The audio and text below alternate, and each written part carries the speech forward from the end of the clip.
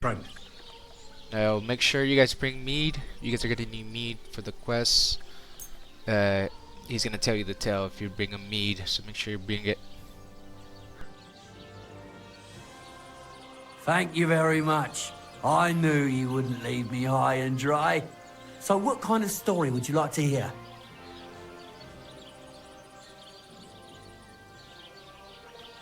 I like stories that can teach me something. Stories with a moral. Haven't you heard enough of those in church? But it's not a problem. I have just the tale for you. And it's not one you'll hear from any priest. So, once upon a time, there lived in these very lands two brothers. The older was called Kuba, the younger, Matthias. They were both woodcutters, like their father and his father before him. One day, at the height of summer, they were working in the woods. The air was as hot as a furnace, so Matthias went to a nearby pond to cool himself. But as he was leaning over the cold water, there was a loud splash. His axe had got loose from his belt.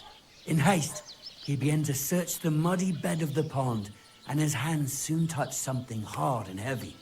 He pulled it out and could not believe his eyes. He pulled out an axe. Yes, but not his old one. It was an axe made of pure silver. Good God.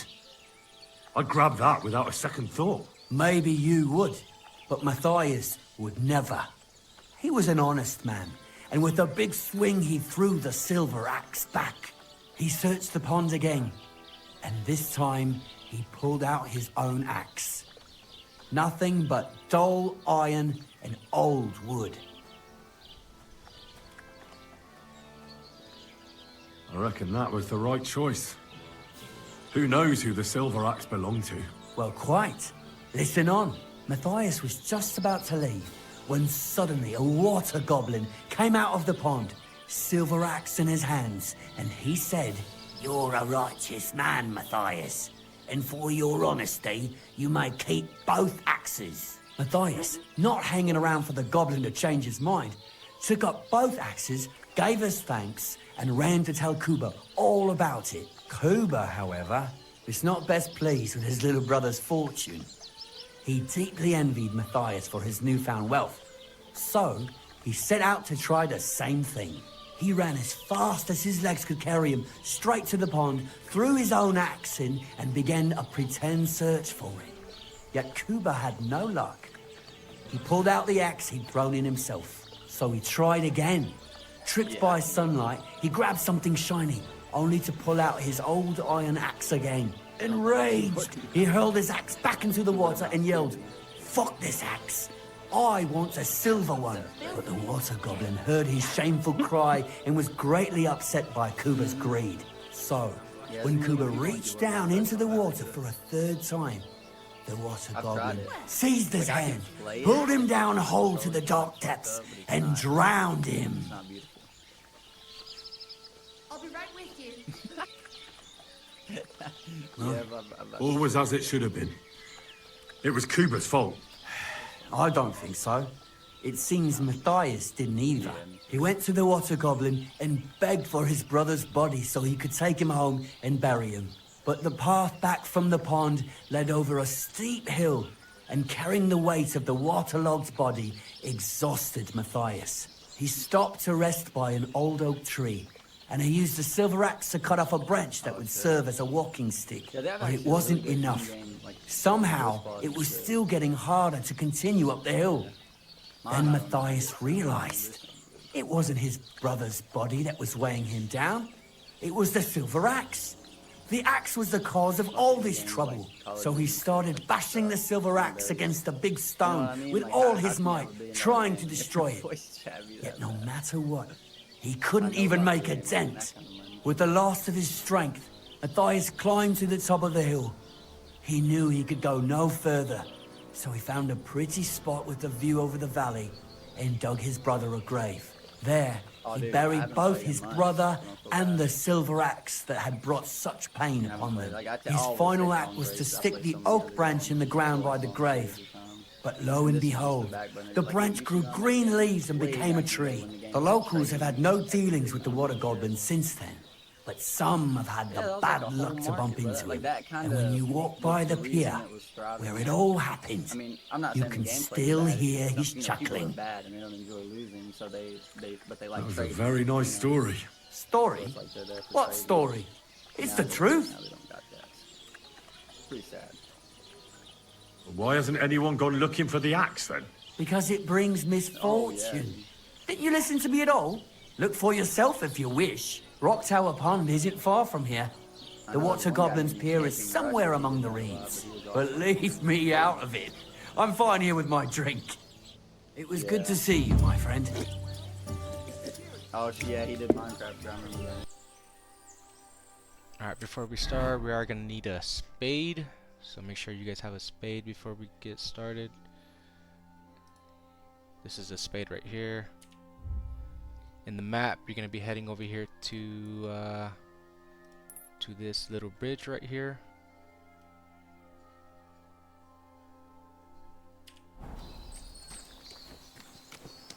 This little one for fishermen. You're going to get dialogue here. Once you're done with the dialogue, just follow this path.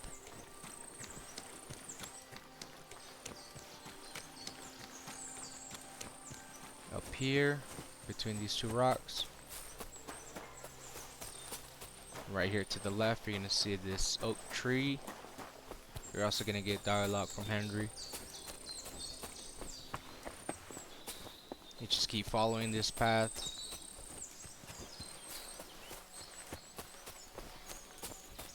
Then you're gonna see this rock right here. You're also gonna get dialogue here. And just keep following this path. And this is where the grave is. Now you are gonna get it. You are gonna need a spade for this one. Make sure you have a spade, shovel, so you can dig the grave. And you're gonna find the broken axe and some sellables. And then you want to head to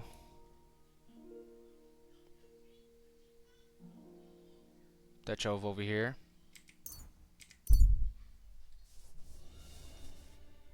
Then you're gonna make sure you have resources because you're gonna have to repair the axe. You just come here. If you don't have the resources, just buy it from this guy. He'll sell it to you. And just repair it. Be careful. God is punishing.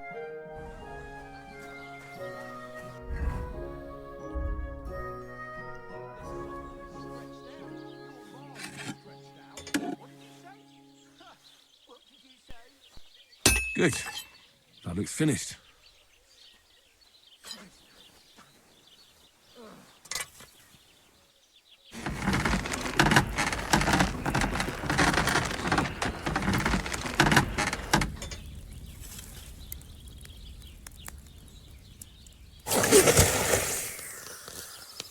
All good.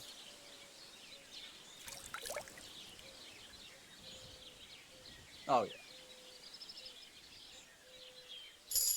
Punishing us for our And sins. once you're done, just gonna head up here. Innkeeper, a beer. So you keep coming up here. That's where you're gonna meet Stenyek. Just gonna be back here.